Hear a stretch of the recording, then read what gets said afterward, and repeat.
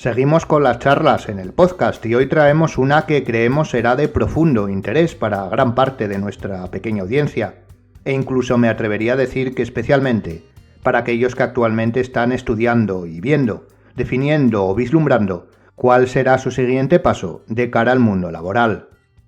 No podemos negar que la mediación es un concepto no solo que cada vez se escucha más, sino que se estudia más y se desarrolla de una manera exponencial, o al menos eso es lo que desde fuera se puede percibir. Se trata de un desempeño en el que no solo tienen cabida, sino que es necesaria, al menos así lo creemos, el aporte de distintas disciplinas para poder enriquecer y hacer crecer lo que a todas luces es un camino que será cada vez más recorrido, o al menos eso es lo que pretenden los mediadores, sino que la criminología puede ser una de las disciplinas que aporten un alto valor. Y desde luego es un tema, una labor profesional, una posible salida que desde Zona Criminal, desde este podcast, desde su podcast, no podemos obviar, así que quisimos y por ello traemos una entrevista dedicada a la mediación, que intentamos que fuera lo más amplia posible, abarcando aspectos laborales, formativos, futuribles, etc. Y para ello contamos con la inestimable colaboración y protagonismo de Nuria Crespo, directora de la empresa Gestión de Conflictos, abogada y mediadora, con una amplísima experiencia que además nos aporta ese punto de vista diferencial de haberse desempeñado como profesional en el ámbito público y privado. Un prisma que sin duda enriquece sobremanera su conocimiento. Ya le podemos adelantar no solo lo interesante de la charla, sino los conocimientos reales que estamos seguros les aportará, sobre todo si les interesa profesionalmente la disciplina. Y todo gracias a la capacidad de comunicar y la facilidad con la que traslada Nuria su sapiencia. Así que desde aquí, gracias por la entrevista y enhorabuena por el gran contenido que nos otorgaste a todos. Por supuesto, como cada vez que conversamos con un profesional, sus datos de contacto los dejamos en la descripción, por si fueran de su interés, y estamos seguros que lo serán. No quisiera alargar más la introducción, pues de todo y más se habla en los siguientes minutos sobre mediación. Espero y estoy seguro que este programa le resultará de tremendo interés. Le dejo con la charla que mantuvimos con Nuria. Bienvenido a Zona Criminal.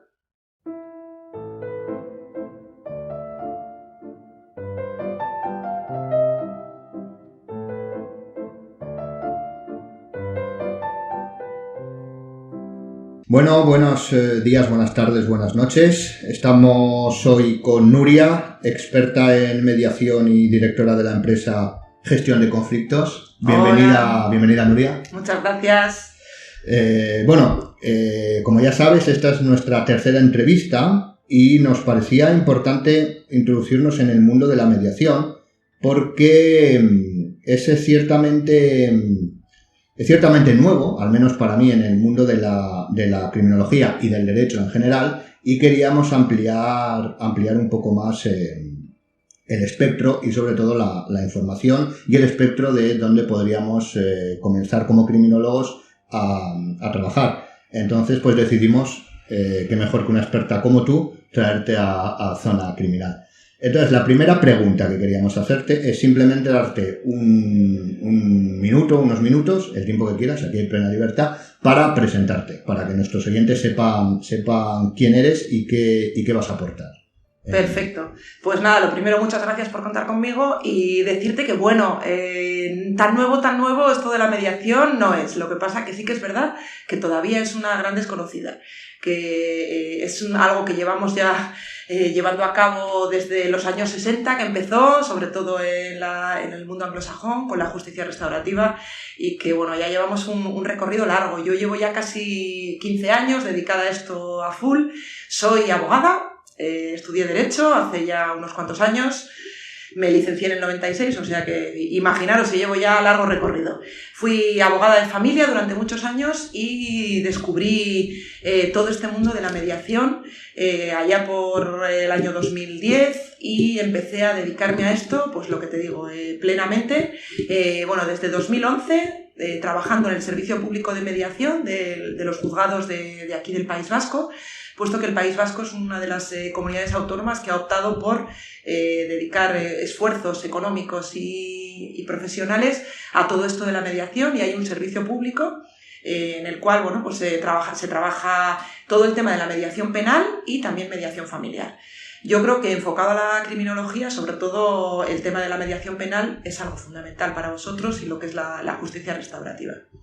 Sí, un poco iba por ahí lo que estaba comentando, es el desconocimiento que pueden tener los estudiantes de criminología, porque hace muchos años tú y yo recuerdo que hablamos y me preguntaste sobre eso, cuando estaba yo estudiando, si dabais mediación, y teníamos una pequeña asignatura, recuerdo que era mediación penitenciaria, pero de ahí no pasábamos. Y sí que es verdad que ahora, viendo un poco sobre todo tema de redes sociales y siguiendo a los nuevos criminólogos que van saliendo y no tan nuevos también, sí que es verdad que la mediación se está dando como una salida. Y por mi parte, como no es mi ámbito de trabajo, pues creo que contar con una profesional para que nos amplíe, sobre todo porque los estudiantes puedan tener una visión de qué es y poder especializarse, si en el futuro quieren dedicarse a eso, pues me parecía lo mejor. Así que bueno, con la presentación ya creo que el contexto... Nosotros siempre solemos empezar con un contexto, entonces yo creo que el contexto... Eso es, por lo menos que nos conozcan, ¿no? Que sepan quiénes somos. Eso es. Bueno, aunque ya lo hemos dicho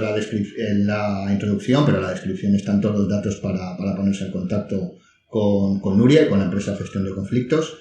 Entonces, ya para entrar un poco en el meollo... Bueno, un poco no, para entrar en el meollo de la cuestión. ¿Qué es la mediación? La mediación es una herramienta de justicia restaurativa. Fijaros que os he empezado hablando de lo que es la justicia restaurativa y al final la justicia restaurativa nació precisamente para buscar otra manera de resolver los conflictos, de que los delitos penales se puedan resolver de una manera diferente a la punitiva, ¿vale? Sabemos que las penas lo que buscan es el condenar, el hacer un culpable, y se busca muy poco la rehabilitación y la reinserción de los condenados. Entonces, eso movió un poco a decir algo aquí está ocurriendo y algo tenemos que cambiar. Y sobre todo, y fundamentalmente, nace para proteger a la víctima. La víctima es la gran olvidada del proceso penal. Al final, en un proceso penal, todos sabemos, yo como llevo muchos años en derecho penal, conocemos y hemos visto que las víctimas se sienten perdidas en el proceso y se convierten en un elemento de prueba. Nadie las escucha y lo único que quieren es utilizar su declaración y todas las pruebas de las lesiones que hayan sufrido o de lo que fuere y con el único objetivo de condenar, ¿no? De buscar esa prueba incriminatoria suficiente para condenar. Sin embargo, la víctima, nadie se está dando cuenta de que sufre y de que ella necesita una restauración. Y de ahí nace la justicia restaurativa. Entonces, la mediación es una de las herramientas, además de los círculos, de las conferencias, que es la más válida, o se ha descubierto como la más válida. ¿En qué consiste? En el encuentro entre las dos partes para establecer la comunicación. En este ámbito que estamos hablando de penal, sería esto, el establecer una comunicación entre la víctima y el infractor, ¿vale? Entonces, la víctima tendrá... Muy importante, ¿vale? Eso sí que quiero que quede bien claro. Nunca se encuentran un infractor y una víctima desde el minuto cero, sino que eso se prepara. En el penal. Y ni en el familiar tampoco. Vale, eso ahora ¿vale? Vale. Eso es, en mediación en general siempre hay una preparación previa al encuentro. Es muy importante, ¿por qué? Porque las partes tienen que aprender a comunicarse y tienen que descubrir cuáles son sus verdaderos intereses y necesidades. Y ese trabajo previo lo realizamos en las sesiones individuales. Entonces, hay una acogida en la cual la mediación empieza desde el minuto cero, desde que entran por la puerta. Esa acogida es fundamental. En esa primera sesión tendrán toda la información de lo que es la mediación, de que es un proceso voluntario, de que es un proceso confidencial, que nada de lo que se habla va a salir, lo que eso es fundamental. Imagínate para un infractor que tiene que reconocer que ha cometido un delito, si es importante que sea todo confidencial, ¿no? O sea, claro. Creo que es algo básico. Entonces, que ellos sepan que están amparados por esa confidencialidad. Y otra cosa muy importante es la neutralidad o la imparcialidad de los mediadores.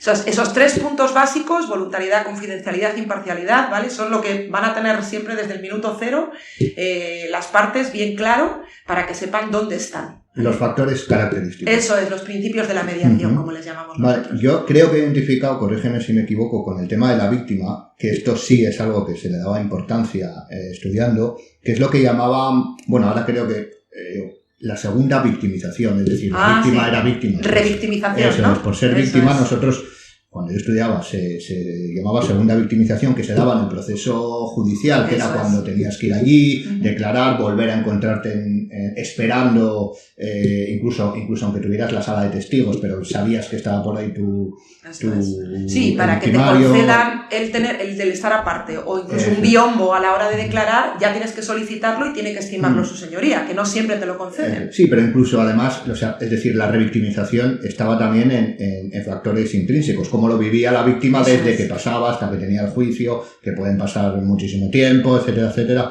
Vale, era por reconocer algún concepto. Sí, perfecto. Nos olvidamos de que son personas humanas que tienen necesidades y emociones. Y parece que estamos utilizando, venga, declara otra vez, y vuelve a contarlo. Imaginaros, por ejemplo, lo que puede ser un niño que ha sufrido violencia. Que ese niño tenga que volver a contar constantemente aquello que ha sufrido.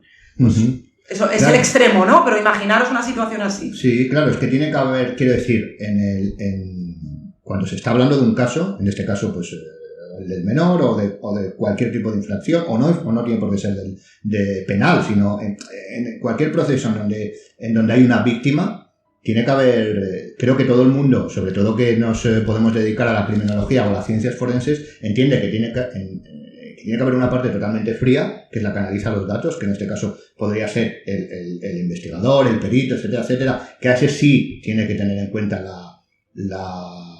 la declaración de manera objetiva, empírica, tal, pero luego también tiene que haber una parte que cuide, podemos decirlo así, ¿no?, de que todo el proceso sea lo menos lesivo posible para muchas partes, tanto de manera psicológica... Pues no hay mucha protección a la víctima todavía en el sistema penal, entonces la mediación es uno de los caminos más importantes. Yo por mi experiencia te puedo decir que en los 8 años que he estado trabajando, el 90% de las víctimas, bueno, por no decir el 99%, han resultado satisfechas con el resultado de la mediación, porque al final son ellas las que deciden cuál es la restauración. Entonces puede ser que sea económica o puede que no. Y el problema es que en el proceso penal solo hay una forma de reparar, que es la económica. No existe otra forma de reparar, no existe el perdón, no existe el realizar, por ejemplo, en un tema de vecinos. ¿A ti qué te interesa más? ¿Que tu vecino te pague 200 euros porque te ha hecho, no sé, daños en tu vivienda o tal? ¿O que realmente deje de molestarte y tú puedas vivir tranquilo en tu casa? Pues realmente lo que para ti es más importante es que tu vida sea pacífica y que tú no tengas conflictos con ese vecino constantemente. Claro, es lo que se llama el concepto de restitución, ¿no? Que es que tu vida vuelva a ser como antes de que se diera ese hecho. Eso es. Claro, yo hablaba antes del desconocimiento, sobre todo para nosotros, porque claro, en este caso nuestro mundo es el otro, es el de los datos fríos, objetivos, que a mí me den, yo resuelvo y luego puedo crear... parar a pensar cómo se está sintiendo la víctima, tal, claro, pero mientras investigas tú tienes que centrar, cuando investigas me refiero a nivel forense, tienes que centrarte en los datos, ser totalmente objetivo, que no te influya absolutamente nada de lo que pueda decir uno o el otro, o sobre todo cómo lo diga o cómo te cuente que se siente, tal y cual. Y claro, yo entiendo que tiene que haber también profesionales que dentro de ese proceso se dediquen a también preocuparse. Fíjate que son las sesiones en el encuentro, el mediador va a ser totalmente imparcial, ¿no? Hemos dicho que es importante que nosotros mantengamos esa distancia también, de alguna manera, para ser totalmente objetivos respecto a lo que dices tú, no tomar parte por ninguno de los dos. A mí me suele gustar más el concepto de multipartidista. Yo os voy a decir, a mí, como mediador, lo que quiero es que las dos partes consigan aquello que necesitan. El objetivo de la mediación es que las dos partes encuentren una solución que sea positiva para todos. Aquí estaríamos entre la diferencia entre la negociación y la cooperación. La cooperación se trata de que las partes trabajen, y la mediación busca eso, trabajen para encontrar una solución que sea buena para las dos partes. La negociación al final es yo cedo, tú cedes, y encontramos un punto de acuerdo, un punto en común que es un poco malo para los dos, pero no tan malo para ninguno de los dos, ¿no? Ninguno pierde, pero ninguno gana. Sin embargo, la mediación lo que busca es que todos ganen, ¿vale? Entonces se trata de buscar una solución que sea positiva para todos. Entonces, ¿cómo hacemos esto? Pues buscando las verdaderas necesidades y los intereses de las partes.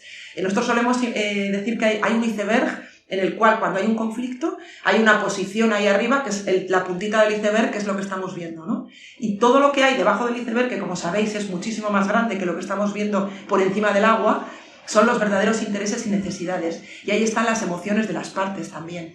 Toda la mochila que nosotros llevamos con nuestras experiencias, nuestros valores, todo eso está escondido detrás de la posición. ¿Por qué una persona quiere X? ¿Vale? ¿Por qué yo necesito esto? Pues a veces nosotros como mediadores les ayudamos en las sesiones individuales a expresar todas las emociones, a descubrir realmente qué es lo que necesitan y qué es lo que quieren. Y eso es fundamental para que cuando llegan al encuentro pongan encima de la mesa aquellos verdaderos intereses y necesidades, porque si ponemos en el minuto cero las dos posiciones, ¿qué va a ocurrir? Que seguramente van a chocar entre ellos y no vamos a empezar a buscar una solución. Por eso la primera parte siempre es ese trabajo para descubrir qué es lo que hay ahí debajo, y ahí está el trabajo de las emociones también. Por eso esas sesiones individuales son importantes. Vale. Bueno, solo vamos dos ¿Se entiende? preguntas. Se entiende perfectísimamente, Vale. perfectísimamente. Yo estoy apuntando aquí cosas porque también me interesan. Se puede, bueno, esto ya lo ha respondido, pero para ampliar la información, ¿se puede mediar en cualquier campo del derecho? Vale, se puede mediar siempre y cuando haya equilibrio entre las partes.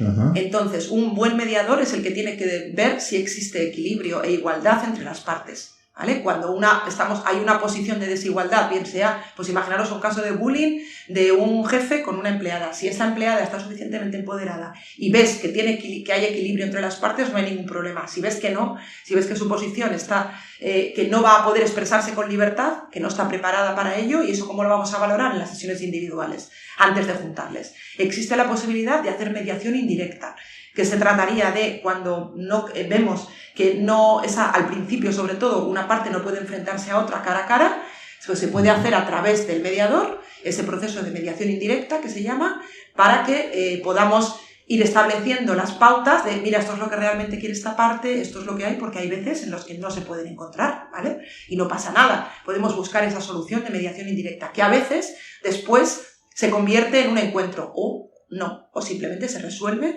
y encuentran esa restauración a través de la mediación indirecta, ¿vale? Entonces, lo que decíamos, pero a la pregunta... Sí, eso, que no se me olvide a mí. Hay un caso en el que no se puede mediar legalmente, que está prohibido por ley, y es en la violencia contra la mujer. La ley de violencia contra la mujer prohíbe concretamente el mediar en estos casos, ¿vale? Entonces, directamente no podemos hacerlo. De hecho, hay muchos estudios en los cuales los mediadores están viendo que no siempre hay desequilibrio entre las partes en temas de violencia contra la mujer, porque como sabéis puede haber denuncias determinadas en las que igual puede haber una denuncia por insultos, por ejemplo, y es mutuo, son insultos de ambas partes, pero ya el hecho de que haya un procedimiento en un juzgado de violencia contra la mujer nos impide intervenir a los mediadores. Interesante, eso dentro de, es decir, que se puede, salvo las excepciones. Eso es, esa excepción, no hay más. Vale, dentro de lo que sería temas, hemos hablado penales, familia, en el ámbito civil, etcétera, etcétera, a modo un poco de anécdota o curiosidad, en tu caso individual, ¿en qué esfera o en qué ámbito hay más mediación? Vale, en el ámbito privado en el que yo trabajo actualmente, fundamentalmente la mediación que más se lleva a cabo son las familiares. Son lo que más nos llega. ¿Por qué? Porque las relaciones interpersonales son el ámbito en el que son más importantes. Entonces, si yo me voy a divorciar, quiero proteger a mis hijos y entiendo que es importante poder llevar a cabo el proceso de la mejor manera posible. Entonces, un proceso de mediación familiar hace que no se destruya la familia. Como yo siempre digo, la familia no desaparece si tenemos hijos en común. Si no tenemos hijos, sí, pero si tenemos hijos en común, esa familia sigue de una manera diferente. Entonces vamos a construir esa nueva familia, esa nueva estructura familiar, y vamos a hacerlo a través de un proceso de mediación que nos va a permitir ir trabajando poco a poco cómo queremos que sea nuestra vida a partir de ese momento del divorcio. En herencias también están surgiendo muchos conflictos entre hermanos cuando llega ese momento de liquidación de la herencia. Entonces, al final un proceso penal de declaración de herencia no nos va a llevar a nada. O sea, realmente la destrucción de la familia, si no lo llevamos a cabo a través de la comunicación y del diálogo, sabemos que va a ocurrir. Entonces, que es mucho más interesante el que los hermanos puedan ponerse de acuerdo, puedan hablar y puedan seguir siendo familia. Muy, muy interesante el tema de la herencia. ¿Has visto que creciera después del COVID? Te lo pregunto porque nosotros sí que nos vino bastante más trabajo en el tema de los testamentos hológrafos al salir del COVID, para que revisáramos si la firma era correcta, etcétera, etcétera, ¿no? Bueno, ahí lo vamos a dejar. Claro. Entonces, claro, al decirlo de la herencia, vosotros también visteis que había... La verdad es que yo sí que tengo últimamente, los últimos años, más trabajo en este ámbito. No lo había asociado, pero puede ser que tengas razón. A ver, yo lo asocio de manera correlativa, no casuística, claro. Pero... Sí. Esto del COVID yo creo que lo está cambiando todo, así que... Eso es. Luego, la siguiente pregunta que tenía apuntado, que es... a ver si me explico bien con ella, ¿Podríamos decir que es la mediación, que es una manera de resolver conflictos o es otra manera? Quiero decir, a priori parece más ágil que un proceso judicial, vamos a decir, tradicional, ¿no? Es decir, a nivel de los que están mediando, ya hemos visto que aporta, pero luego a nivel judicial, economía judicial, plazos, etcétera, etcétera, también es... Totalmente, es uno de los medios más importantes de economía procesal. De hecho, ahora se acaba de aprobar una ley de eficiencia procesal, que la llaman, y hablan y trabajan este tema de la mediación como que va a ser un tema fundamental a incorporar. ¿Por qué? Porque los juzgados están atascados. Como sabéis, y como bien has dicho tú antes, un proceso penal y un proceso de familia, es que están todos, y con el COVID mucho más, ahí volvemos otra vez a que se ha atascado mucho más los juzgados y cada vez hay más esperas. Un proceso de familia, de un divorcio contencioso, te puedes tirar tranquilamente 2 años en un juzgado. En un proceso penal, en un delito de lesiones, pues yo he visto hasta de 4 años. Es lo que decías tú, esta víctima que después de 4 años tiene que volver a rememorar todo, qué sentido tiene, y el infractor, que quizás, imaginaros un delito de robo de una persona que es toxicómana, se reinserta, deja la droga, se rehabilita, se casa, tiene hijos, y le ha dado todo eso y de repente le sale un proceso de un tema que tuvo hace no sé cuánto tiempo y que puede ir a prisión por él, ¿no? Sí, eso ha pasado además. Claro que pasa. Haberlo visto también, incluso haberlo vivido con clientes y tal, no tanto, pero haberlo visto por ahí que entraban y de repente al de 4 años con la vida hecha, o sea, con una vida totalmente cambiada, y tenían que entrar en prisión. Entonces claro, es fundamental. Y ya os digo que eso, que está saliendo incluso, o sea, salió primero una ley que era concreta de mediación. Lo que pasa es que justo nos vino la pandemia y aquello quedó en anteproyecto, no se llegó a materializar. Pero ahora sí que la ley de eficiencia procesal sí que está ya aprobada en las Cortes y entendemos que ya va a ser... Entonces es uno de los medios. La diferencia entre la ley de mediación y esta de eficiencia procesal es que además de establecer la mediación como posible camino para aligerar o para la economía procesal, para buscar la eficiencia en los juzgados, también utiliza el arbitraje y el derecho colaborativo, como otros medios posibles, ¿vale? ¿Qué diferencia hay entre eso? Pues unas cuantas. El derecho colaborativo es que los abogados colaboren entre ellos, o sea, que lleguen a acuerdos entre ellos, que busquen el acuerdo en vez de ir a juicio, ¿vale? De inicio, pero que es una cosa más entre los abogados. Y el arbitraje son árbitros que toman decisiones. O sea, fíjate qué diferencia tan grande. Al árbitro una parte le cuenta, la otra parte le cuenta y él emite un laudo arbitral, que le llaman. Este laudo arbitral es el que dice, bueno, pues yo opino esto. Fijaros qué diferencia con la mediación, que el mediador no resuelve ni decide absolutamente nada, que no lo he comentado, pero son las partes las que siempre encuentran esa solución, ayudadas por el mediador. Una de las cosas más importantes de la mediación es que el poder lo tienen las partes. Son ellas las que van a decidir. Entonces les devolvemos el poder a las partes. Cuando tú tienes un conflicto y vas a tu abogado, ¿qué haces? Cedes el conflicto y le dices, resuélvemelo. Y el abogado se lo lleva al juez para que esto es lo que queremos y así. Pero la parte ha perdido totalmente el control de su conflicto. Totalmente. Entonces ha perdido la rienda, ya no puede decir absolutamente nada. Sin embargo, en la mediación es él el que decide absolutamente todo. Que luego, no os lo he comentado, pero es así, los acuerdos de mediación se ratifican en los juzgados y se convierten en documentos, quiero decir, llegan a ser sentencias. Imaginaros, en un divorcio, llevamos a cabo esa mediación, hay un acuerdo de mediación que convertimos en convenio regulador, como soy mediadora y abogada, ¿vale? Llevo a cabo ambas cosas, entonces ya se presenta en el juzgado y simplemente se ratifica delante del juez. Es visto por el Ministerio Fiscal, que es el que controla que los menores estén bien protegidos, y esto en penal sería igual, o sea, presentaríamos el acuerdo, lo miraría el fiscal y llegaría al juez, el juez lo ve y si está todo ok, le dictaría una sentencia, con lo cual el resultado final sería igual de válido, tendríamos un documento público, que sería una sentencia, que nos avalaría igual, ¿vale? Que eso es importante, para que se sepa que no queda solo entre las partes, sino que nosotros siempre el acuerdo de mediación desde que se firma es efectivo, como un contrato de compraventa, ¿no? Desde que lo firmamos es efectivo. Pero, ¿qué hacemos con el contrato de compraventa? Lo elevamos a escritura pública. Bueno, pues en este caso también se puede llevar ante notario, pero lo normal es que se haga a través del juzgado. Interesante. Ahora una conceptual. Aquí nos gustan mucho los conceptos. ¿Es lo mismo mediar que gestionar un conflicto? No. La mediación es una herramienta para gestionar los conflictos. La gestión de los conflictos, yo me dedico a dar formación, además de ser mediadora, también doy formación. Damos formación en empresas y damos formación en colegios. Entonces ahí es cuando damos formación en gestión de conflictos. Lo bueno es saber gestionar nosotros bien nuestros conflictos para no tener que llegar a necesitar ni a un mediador ni a nadie, ¿no? O sea, que ser el tener herramientas suficientes para saber gestionar nuestros conflictos. Herramienta fundamental, la comunicación. Tenemos que aprender a comunicarnos.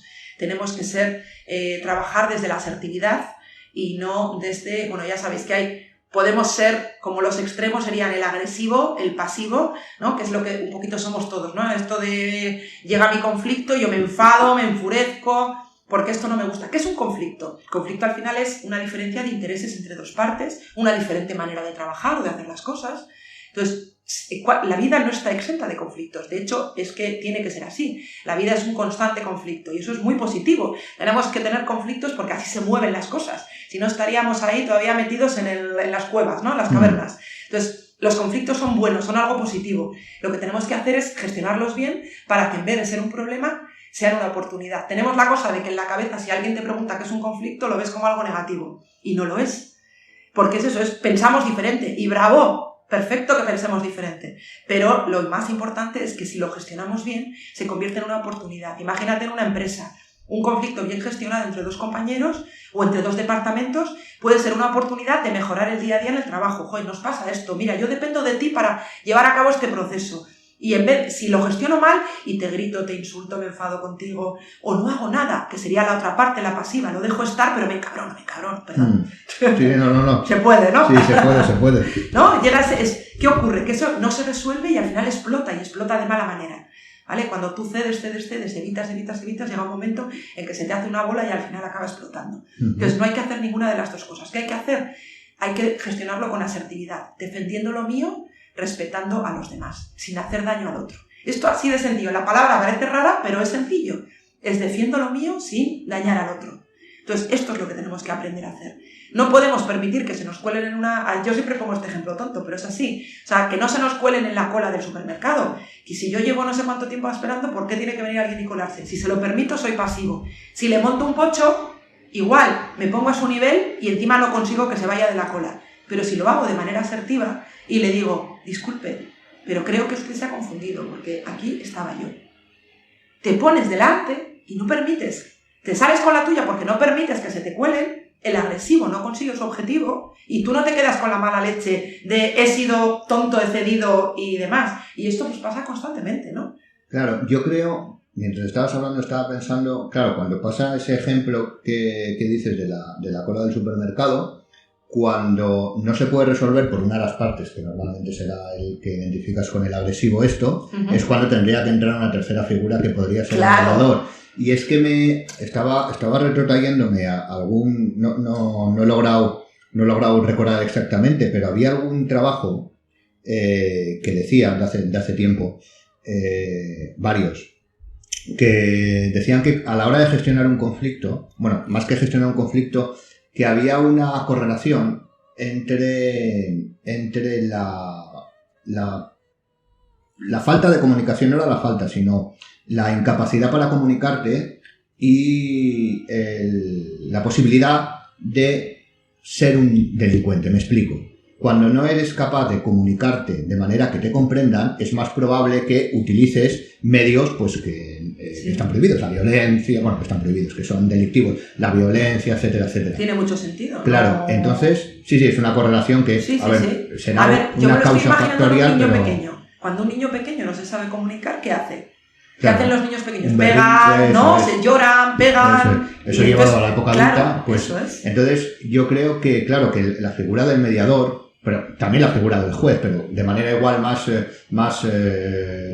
con una autoridad mayor o más autoritaria, podríamos decir, es gestionar el conflicto cuando hay mucha o cuando puede haber mucha diferencia en esa capacidad de comunicarse. Claro. Es decir, tú puedes comunicarte con alguien que está, digamos, en el mismo posicionamiento que tú, pero cuando está muy por arriba o muy por abajo en esta capacidad, que estamos hablando de comunicarte igual a través del lenguaje, pero puede haber otras maneras, tiene que haber una tercera persona que sepa gestionar eso. Establecer esa comunicación totalmente en situación de igualdad entre las partes. Y fíjate que en las sesiones individuales otra de las cosas que hacemos es enseñar a las partes a comunicarse. Esto de la asertividad se lo enseñamos para que sean capaces de formular en el encuentro esos intereses y necesidades que hemos descubierto debajo del iceberg, sean capaces de expresarlos desde la asertividad, desde el yo. Porque qué importante es si tú a una persona le atacas, ¿no? Si tú hablas desde el tú acusador y al de la cola le dices, oiga, subnormal, ¿no ve que estoy yo? ¿Qué va a ocurrir? Que esa persona automáticamente va a poner un muro y ya no te va a escuchar nada más.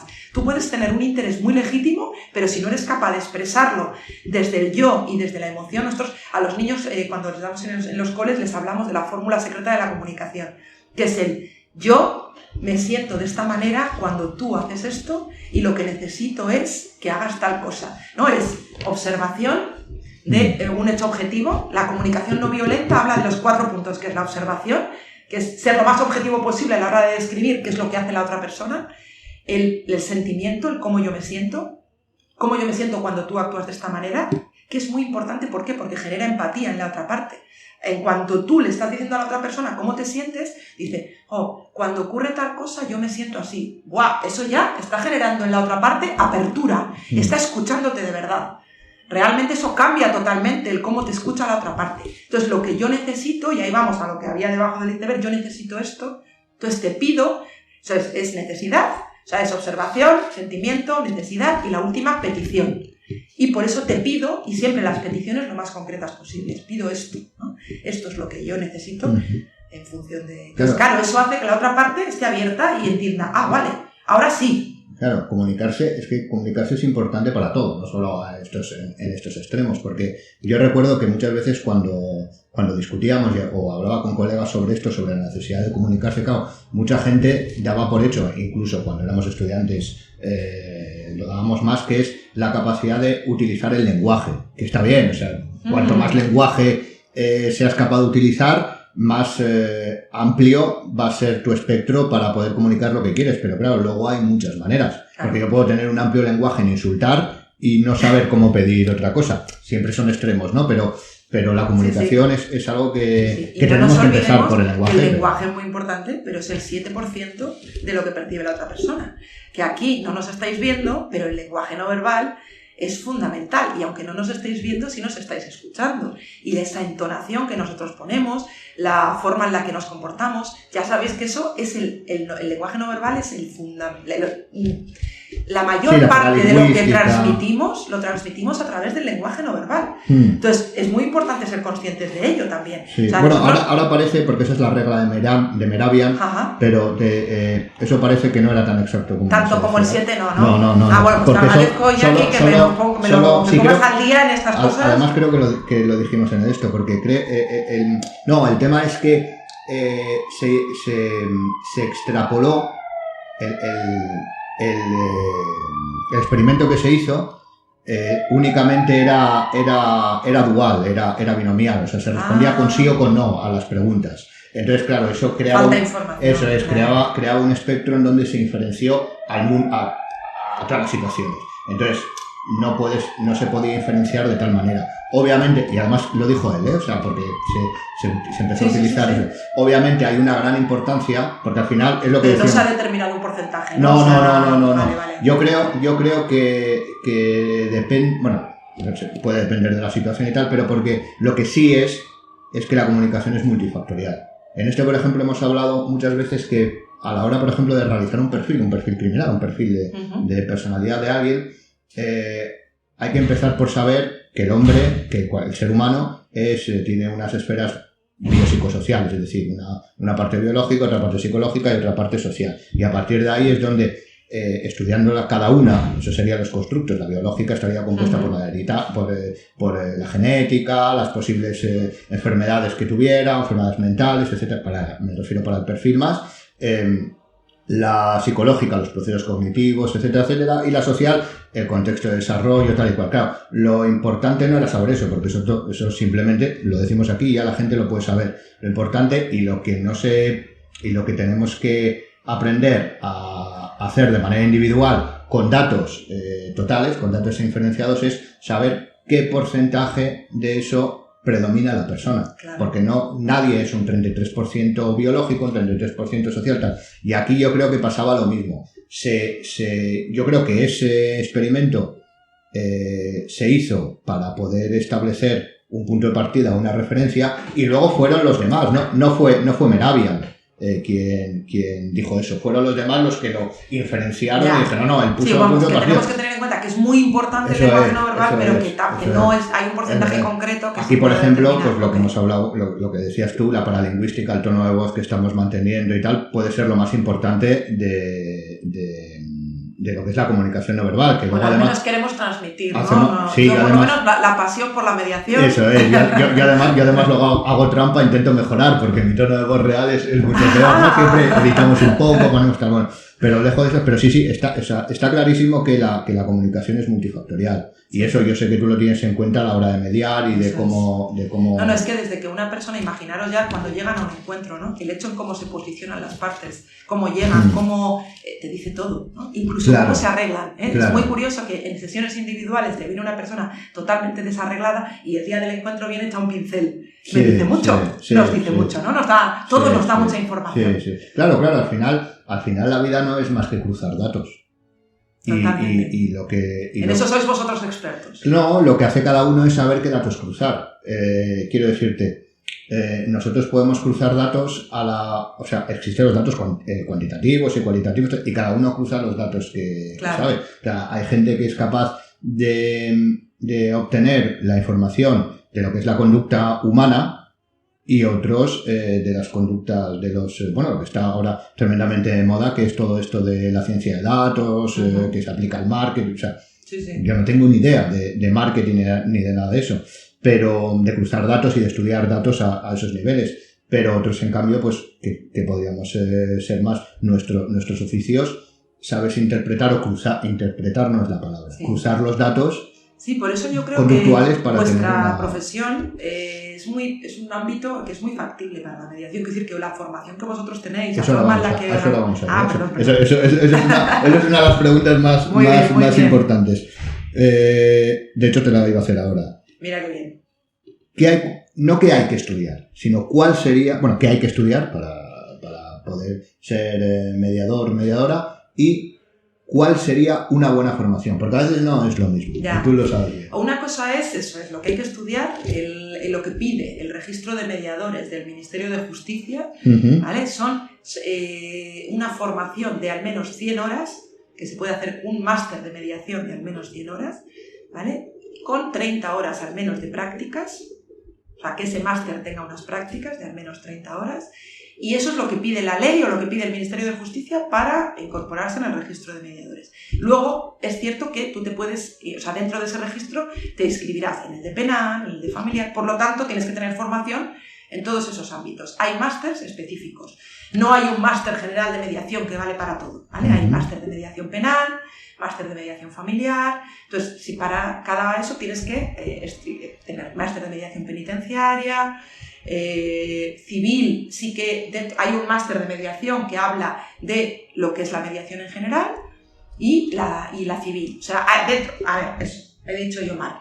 Primero, para ser mediador tendrías que hacer el máster de mediación general, en el cual te habilita para llevar mediaciones civiles, que ahí estaríamos en la Ley de Mediación Civil y Mercantil, ¿vale? Que sería la que relaciona con ese registro del Ministerio de Justicia.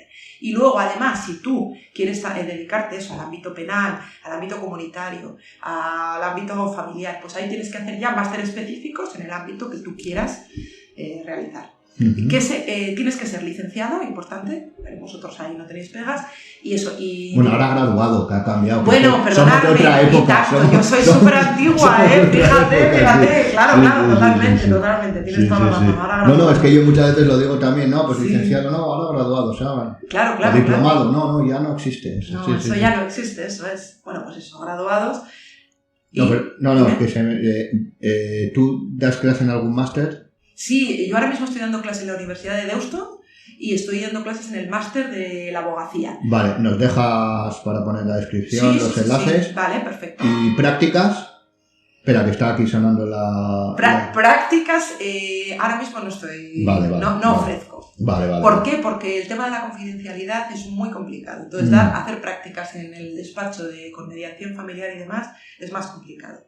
Entonces, ahí no... Vale, era por preguntar. Formación, sí. Formación, dejamos... Doy talleres, muchos talleres y demás. Bueno, vale, pues nos pasas la información y la dejamos todos en la descripción para que la gente lo... Perfecto, sí, porque al final igual dices, bueno, antes de apuntarme a un máster y de pagar X dinero, me apetece investigar un poquitín y saber qué es esto y demás y hacer algún taller y investigar un poquito. Entonces, vale, no, te he cortado por eso. Y además tanto online como presencial, porque bueno, hemos vuelto al presencial, pero no nos podemos olvidar que el online también es muy práctico, ¿no? Y que al final abre y acerca a todas las personas que tenemos lejos. Entonces nosotros mantenemos la formación online. Claro, sí, no quería hacer este inciso porque si no se me iba. No pues todo eso tienen que hacer. Vale, o sea, es una formación, digamos, que tiene luego que buscar un poco la especialidad que quieran hacer.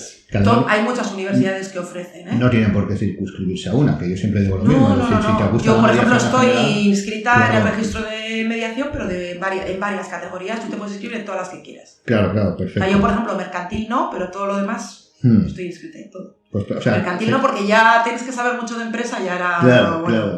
O sea, es decir, se tienen que estar inscritos en el registro de mediadores, eso es. Vale, el registro de mediadores, si buscan en internet, a través del Ministerio de Justicia, es súper sencillo de encontrar. Vale, para que quiera informarse. Vale. Además que tienen mi contacto para cualquier cosa que se les lo ocurra dejamos, poder preguntarme. Eso es.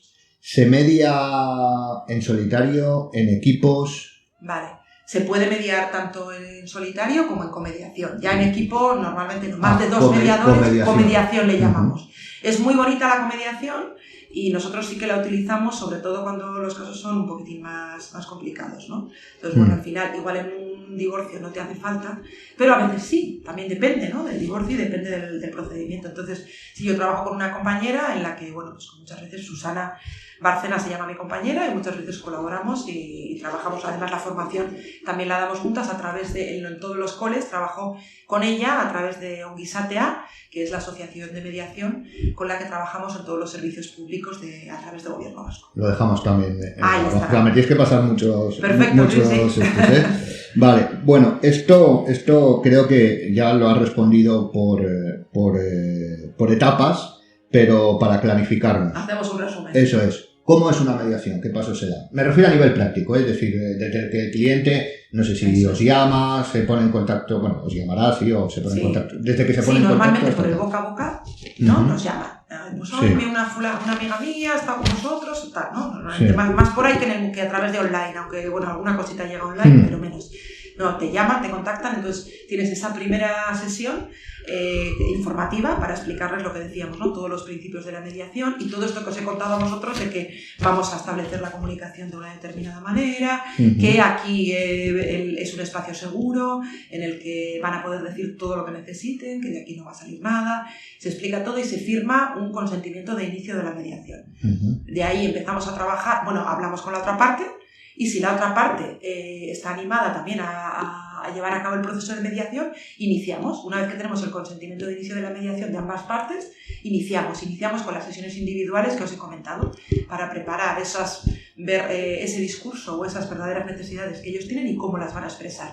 Y luego hacemos los encuentros. Entonces, tiempo o duración, que es una de las preguntas, ¿no? Que puede ser importante también, pues estamos hablando de 2 meses más o menos, lo que puede venir a llevar a... Fijaros lo que os he dicho antes de un proceso penal, perdón, de un proceso judicial, penal o familiar o lo que fuere, que estamos hablando de una duración fácil de 2 años para arriba, ¿no? de 2 años a 4 a 5. Sí. Entonces, fijaros que una mediación, estamos hablando de 2 meses, tienes solucionado tu conflicto y económicamente también es muchísimo más económico, como os podéis imaginar. Solo un ejemplo, el típico, ¿vale? El del divorcio. Un divorcio contencioso son 3.000 euros para arriba. Una mediación familiar trasladando al juzgado el procedimiento, trasladando ese acuerdo de mediación y consiguiendo tu sentencia de divorcio, mutuo acuerdo, con las medidas que tú has decidido a través del proceso de mediación, estamos hablando de 1.800 euros entre los dos. Claro. Fijaros la diferencia, de gastarte 3.000 euros a gastarte, pues eso, 900. Claro. Pues hay mucha diferencia, o sea que también es, a ver, que el bolsillo nos duele también, hay que tenerlo en cuenta. Y además, sobre todo los beneficios son, de verdad, ya no es por lo económico ni por el tiempo, que todo hay que tener en cuenta, que es otro beneficio más, es un plus, pero sobre todo eso, no destruir las relaciones personales, es fundamental.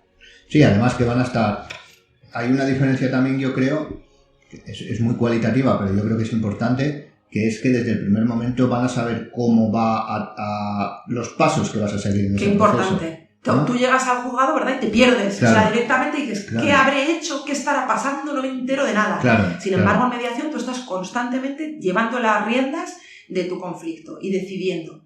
Pues eso es fundamental. A mí me parece... Sí, claro. Y os prometo que luego ocurre la magia, que al cabo de 2 o 3 meses... Entonces es cuando te llama, estamos de maravilla, fenomenal con los críos, o qué bien con mi hermano que no me hablaba y lo he resuelto a través de la mediación.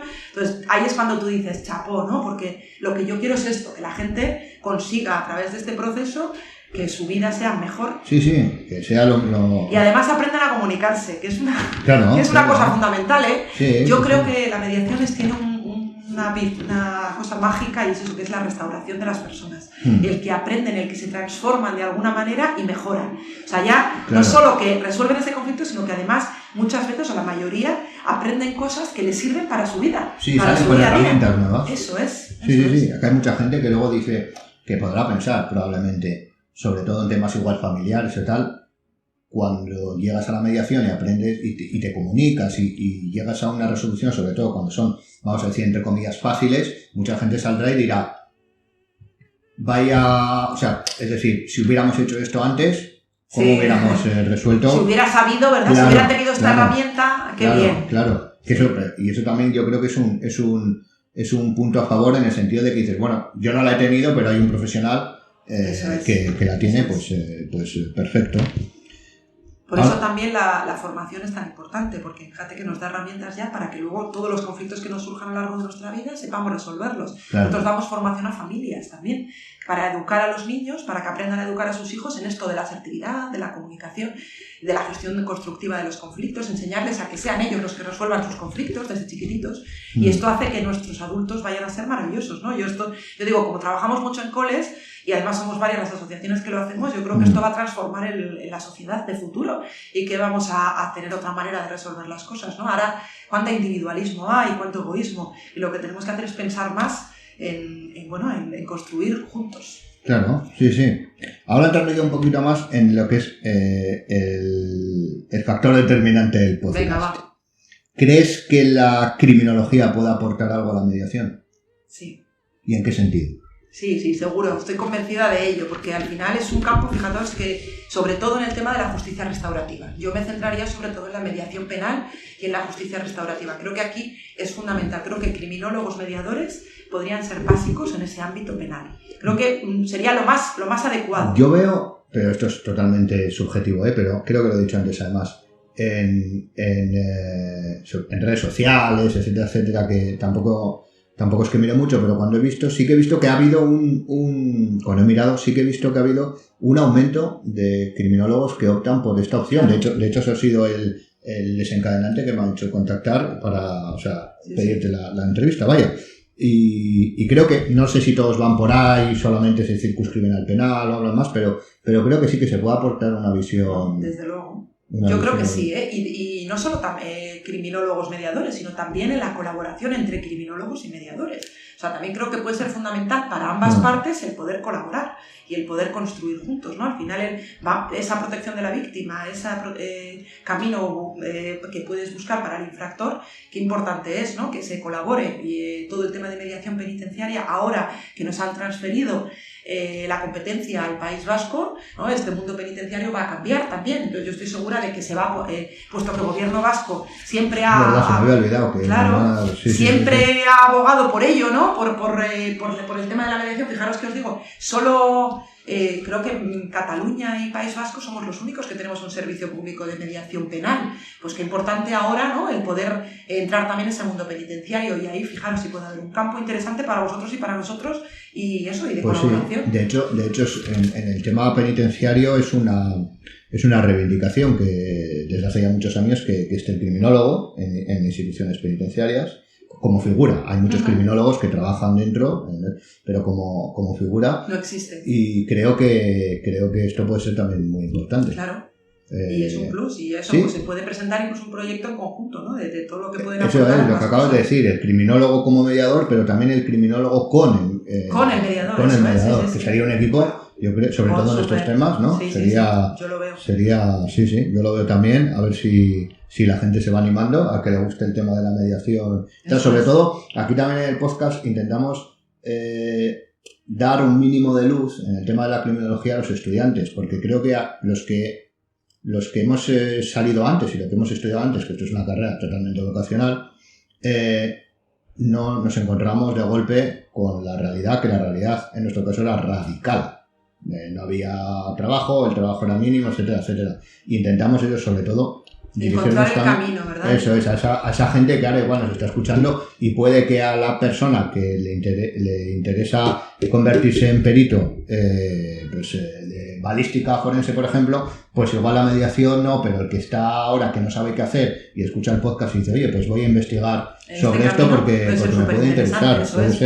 Que busque eso, justicia restaurativa, hay máster muy chulos, y además es un mundo, y lo que os decía, la mediación es una herramienta, pero que yo también he trabajado con círculos y conferencias, que significa que además de esas dos partes, que además de las partes implicadas, empiezas a trabajar con otras personas. ¿Por qué? Porque un conflicto muchas veces afecta a otras personas que no son directamente las dos, ¿no? La víctima y el infractor, sino que están las familias, la comunidad muchas veces, ¿no? Si es una empresa, las personas de la empresa, tanta gente que puede estar, muchas veces la policía municipal ha participado también en nuestras conferencias. ¿Por qué? Porque imaginaros unos chavales que se dedican a hacer grafitis, ¿no? Que nos pasó en un caso que tuvimos.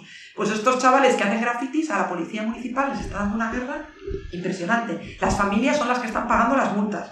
Pues fijaros si hay gente ahí que necesita estar involucrada. Esos chavales empiezan a entrar en grupos de la parroquia. Bueno, pues esos grupos de scouts y de no sé qué también tienen implicación. Entonces, al final es muy bonito el poder, eso, porque que acabas pues transformando el barrio o transformando la sociedad a través de un proceso. No, la verdad es que es interesante. Y en el tema ese, pues sí, sobre todo en el tema penal, pues sí veo lo de los criminólogos, sí. Sí. Así que bueno, espero verte dentro de poco colaborando con algunos. Eso porque, es. Bueno, mejor que colaboren ellos contigo. Eso es, nada, ya tenemos el contacto. La experiencia va primero. Vale, ya para ir terminando, porque la verdad es que cuando nos ponemos a hablar, ya sabes cómo va esto. ¿Cuál es la parte más complicada de una mediación? De todo, me refiero. Lo que has hablado un poco de gestionar a nivel personal o a nivel emocional, llegar a un acuerdo, etc. Yo diría que el bloqueo emocional. El bloqueo emocional de las personas es la parte más difícil de gestionar. O sea, es lo que te puede, bloquear una mediación. Yo creo que está eso. Es el que no sea capaz la parte de dar ese paso, de desbloquear esas emociones y que la rabia le pueda y le venza de alguna manera y no sea capaz de dar el paso de abrirse y de entender que el punto de vista del otro es legítimo y empezar a escuchar. La búsqueda de soluciones nunca es un problema. Es decir, parece que dices, seguro que encontrar la solución es el problema. ¿Qué va? Si hay buena actitud, yo os prometo que al final se encuentran soluciones. Se puede tardar más, se puede tardar menos, pero encontramos una solución que sea buena para todos. Eso seguro, es verdad, ¿eh? O sea, que llegados a ese punto, es más, ese momento inicial, ¿no? Es en el que en esas sesiones individuales, cuando estás trabajando ahí, hay ese bloqueo emocional y ¡paf! Entonces, y luego las terceras personas que les hablan por detrás. Eso también es otra de las cosas. Interesante eso, ¿no? Esa es otra de las que no están. Los que no están en mediación, las abuelas. Eso es. Los abogados, entre comillas, sin título. Los abogados correcto, sin título. Es que me han dicho, ¿no? Es que fulano consiguió. Bueno, ese tipo de cosas. Siempre detrás hay un abogado sin título y un médico sin título. ¿No? Sí. O sea, dice, me duele aquí, pues tómate. Exactamente. ¿No? O sea, claro, nosotros. Claro, esos pueden influir mucho. Sí, claro. Hay gente que influye muchísimo. Nuevas parejas, esas tienen mucha influencia y no los tienes aquí. Entonces nosotros lo que intentamos es traerlos. Cuando vemos que una persona influye mucho, hay que traerla a la mesa. Claro. Sí, también, ¿eh? Claro, o sea, claro. Sí. Esa abuela cuidadora que se va a encargar de los niños todas las tardes, qué importante es, ¿no? A la hora de llegar a acuerdos, claro. Hay que incluirla.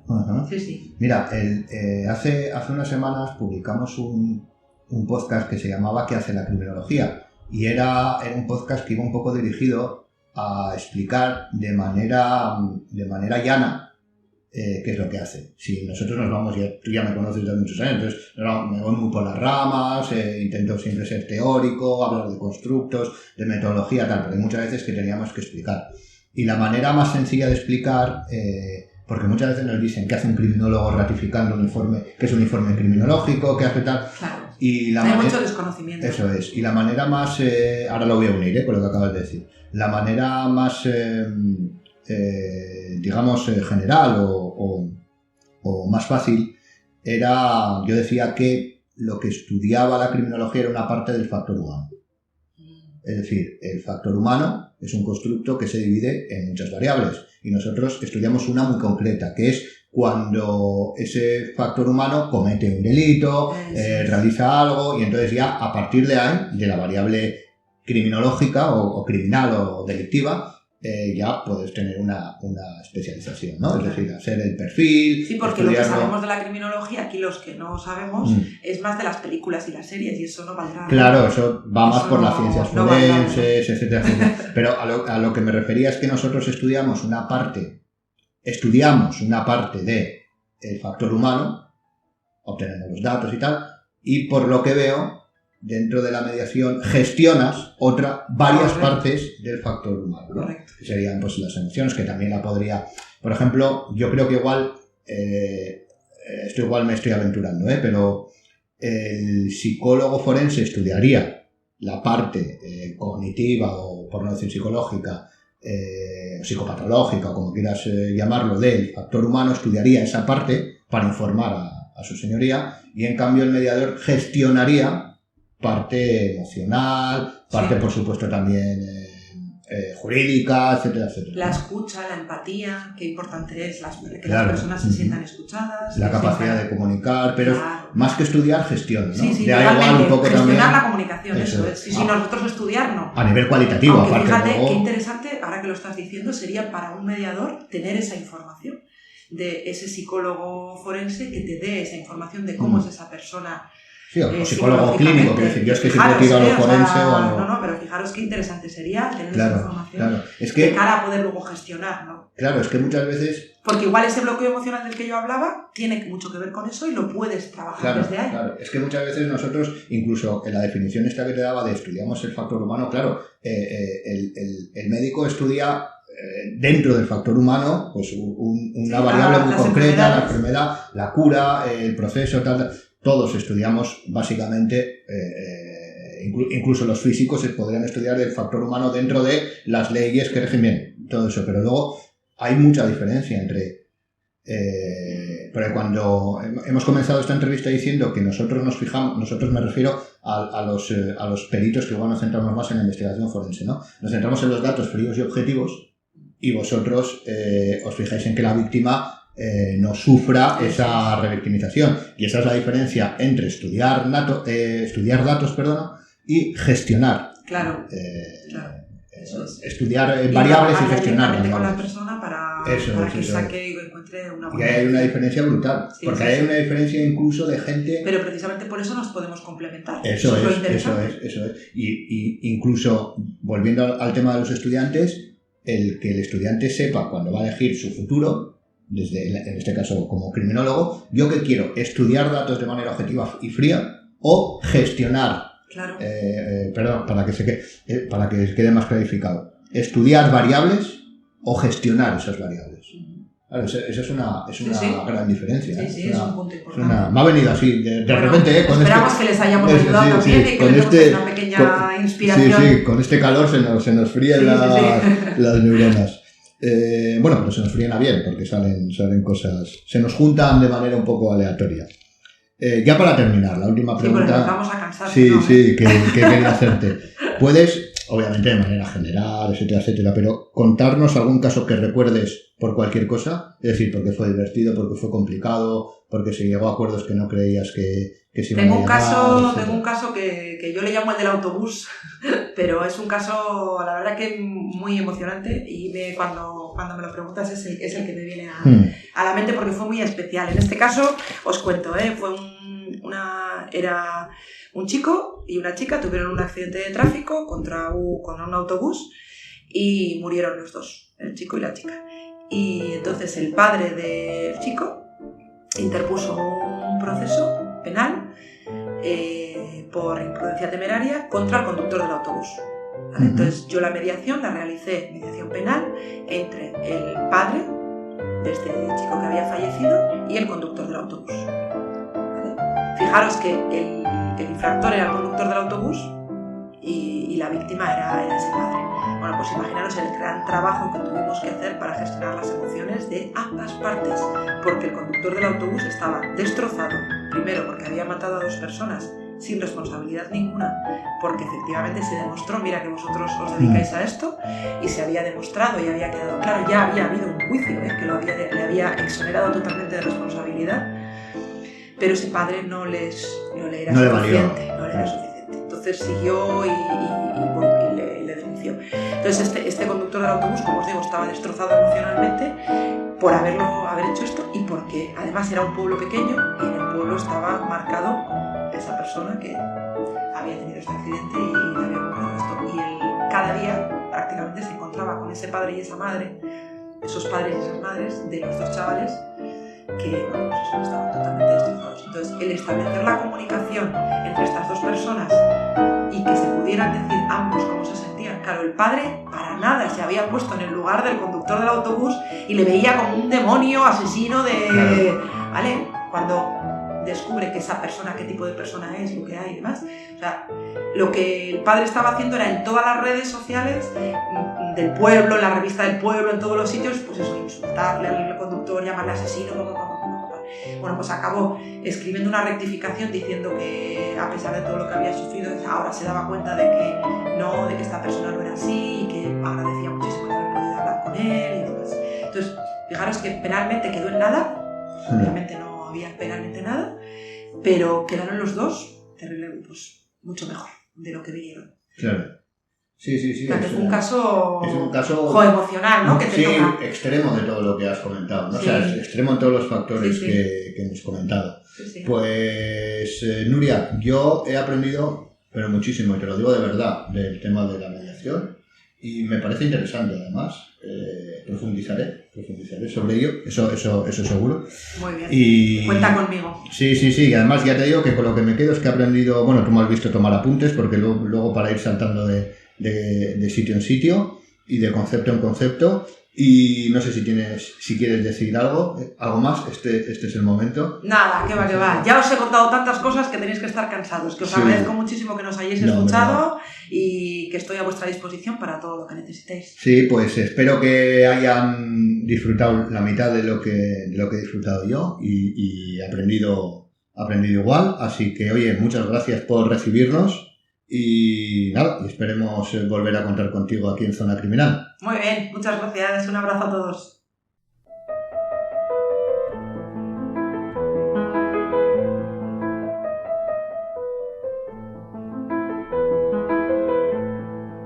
Y esta ha sido la instructiva conversación que tuvimos sobre mediación. Desde luego, desde mi punto de vista, fue totalmente enriquecedora y, sin duda, creo que necesaria para abrir la posibilidad a que los criminólogos, sobre todo los estudiantes y aquellos que desean como tal desempeñarse profesionalmente, tengan en cuenta. No nos queda más que reiterarle las gracias a Nuria por su generosidad en la aportación de conocimientos en la charla y repetimos Todos sus datos de contacto los tiene disponibles en la descripción y por supuesto que le haremos llegar la camiseta del podcast. Y hasta aquí el programa de hoy. Esperamos lo hayan disfrutado un día más, una entrevista más, como nosotros. No nos queda más que darle las gracias por escucharnos y hasta la siguiente Zona Criminal.